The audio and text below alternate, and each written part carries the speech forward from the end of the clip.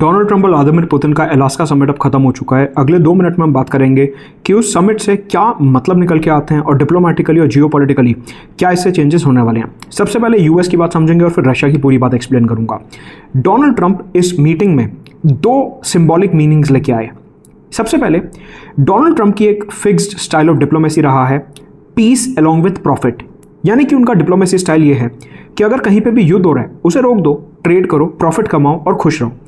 इस मीटिंग में भी वो इसी पॉइंट ऑफ व्यू के साथ आए थे कि रशिया और यूक्रेन अपना युद्ध रोक देंगे और फिर यूएस और रशिया अपना critical minerals, oil, natural gas, दूसरे टाइप के आईटी, स्पेस वगैरह में ट्रेड बढ़ा के ओवरऑल बिजनेस को बढ़ावा देंगे।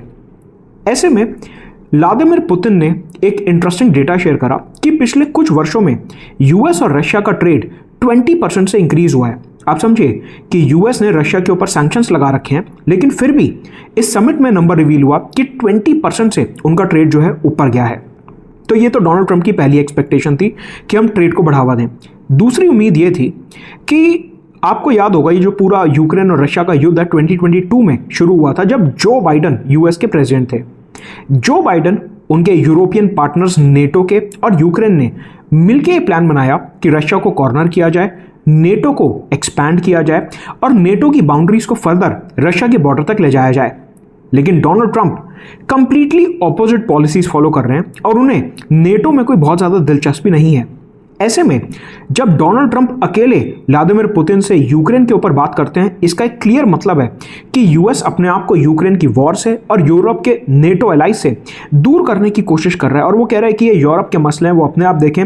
यूएस इन मामलों में टांग नहीं अड़ाना चाहता बहुत ज़्यादा, और क्लियर कट था कि यूएस इस पूरे युद्ध से बाहर निकलना चाहता है।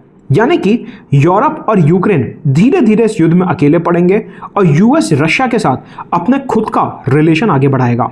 वहीं अगर हम पुतिन की बात करते हैं कि वो इस मीटिंग में किस एक्सपेक्टेशन से आए थे, तो सबसे पहले पुतिन का एक फिक्स एजेंडा था कि यूक्रेन के ईस्टर्न हिस्से में जो रशिया के बॉर्डर से चिपकता हुआ हिस्सा है, जैसे कि डोनेस्क, ज़ैपोरिज़िया, इन सब एरियाज में जहां पर रशिया की आर्मी आज सिचुएटेड है, ये सब रशिया को मिलना चाहिए, तभी सीज़फायर होगा। और दूसरा कि यूएस ने जितने भी सैंक्शंस रशिया पे लगाए हैं वो हटने चाहिए, जिससे कि इंडिया, चाइना जैसे देश रशिया के साथ खुल के ट्रेड कर सकें।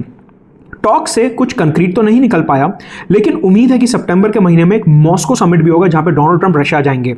इसी बीच डोनाल्ड ट्रंप ने यह भी बोला कि रशिया के साथ हमारी टेंशन सब कम हो रही हैं, जो बातचीत हुई, समिट हुआ, वो अच्छा हुआ और ऐसे में वो इंडिया और चाइना के ऊपर फर्दर टैरिफ शायद अब नहीं लगाएंगे।